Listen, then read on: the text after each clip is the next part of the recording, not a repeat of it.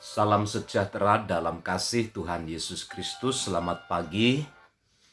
Saya berharap kita sekalian dalam keadaan baik berkat kasih karunia dari Tuhan. Mari kita berdoa.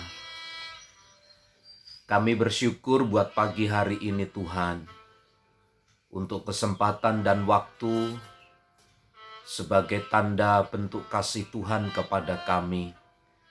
Engkau mengaruniakan segala berkat, segala hidup yang baik.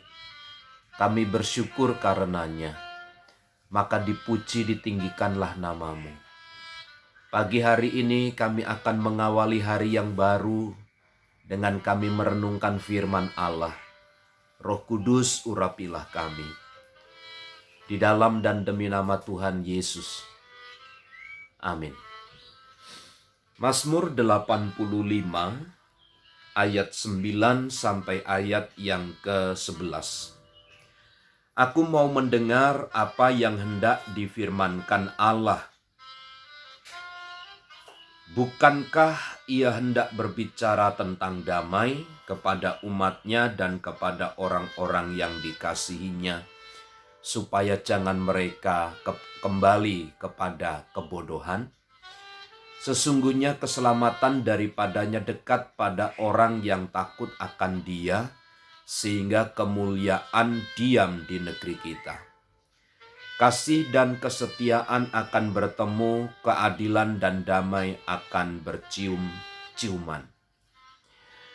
Ketika Mazmur Bani Korah menyampaikan Mazmur ini, atau ketika Bani Korah menyampaikan pujian Mazmur ini, diawali dengan doa dan harapan agar Allah memberikan pemulihan dari segala kesulitan-kesulitan yang mereka alami, dari segala himpitan yang membebani hidup mereka.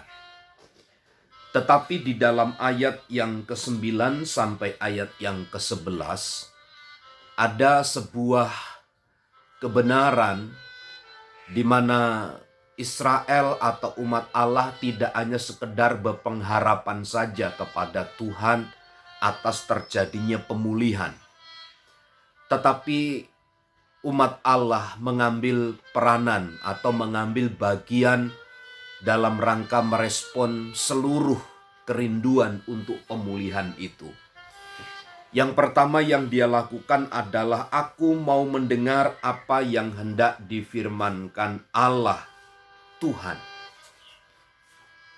Jadi bagi bangsa-bangsa, bagi umat Allah yang tertindas, mereka tidak hanya bermohon kepada Tuhan tentang pemulihan, tetapi mereka memberikan telinga untuk mendengar sabda, perintah, ketetapan dari Allah itu sendiri. Artinya memang ketika umat Allah berada dalam posisi ini, dia sepenuhnya menyandarkan hidup kepada Allah dan dia mempercayai satu-satunya yang dapat memberikan pemulihan itu adalah hanya Allah sendiri. Itu sebabnya ada kerelaan bagi mereka untuk mendengar dengan cermat, mendengar dengan teliti, bahkan mendengar kemudian untuk dapat melakukannya.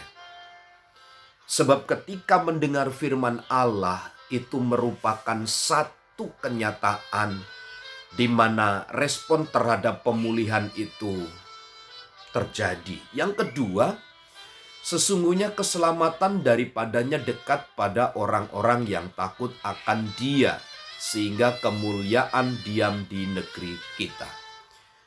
Yang kedua adalah takut akan Dia. Umat Allah memperlengkapi diri untuk hormat dan takut akan Tuhan, menjauhi segala kejahatan dan hidup seperti ketetapan-ketetapan Tuhan.